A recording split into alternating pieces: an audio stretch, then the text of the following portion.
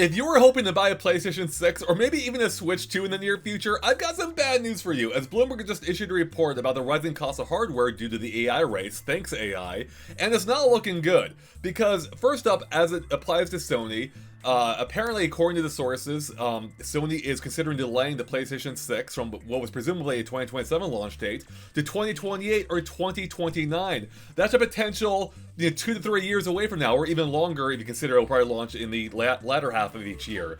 So yeah, the PlayStation 6 is still potentially years away, which I don't think is a worse thing, but we'll circle back to that. Second, though, is how it's affecting Nintendo, because despite what Nintendo said earlier and how they're not they're insulated from immediate price increases in the near future due to how their contracts work.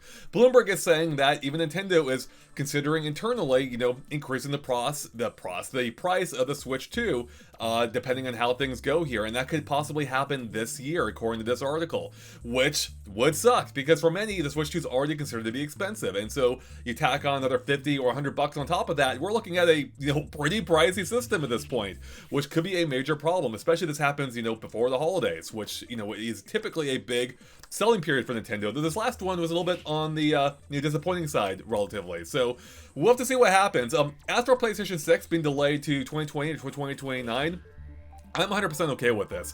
I still feel like the PlayStation 5 generation is just really beginning. Maybe it'll never fully kick into gear. I don't know what's going on there, but the point is, I'm not really itching for new hardware. I grew up in the time when every console generation was a major leap forward, and now we're at a point where, the jump is incrementally less and less, to the point that it almost doesn't feel like that big of a jump anymore, and I don't feel all that interested in shelling out, 500 plus, probably more, dollars for a new hardware that's barely, at a casual glance doesn't look all that much more impressive.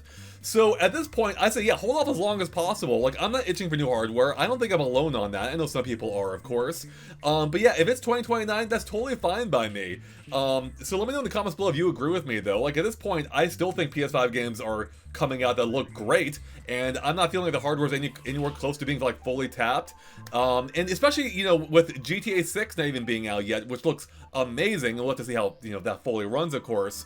I'm not too heartbroken over this, so we'll have to wait and see. Also, interestingly, is how if they stick with this timeline, that basically mirrors the launch of the PS5 to the Switch, where the PS5 launched nearly 4 years after the Switch, and going by this timetable, we're looking at the exact same thing relative to the Switch 2. So it's almost like maybe Nintendo's kind of set the new parameter here for when generations begin, and which is also meaning we're looking at close to decade-long generations. And honestly, I'm fine with this at this point. So, but again, let's see what happens. So with that, everyone, thanks for watching. Let me know in the comments below what you make of this, and we'll catch you later. And also, if you want to buy a Switch 2, they want to do it sooner before they raise those prices. So hopefully they give us plenty of notice on that. All right, catch you later. Bye, everyone.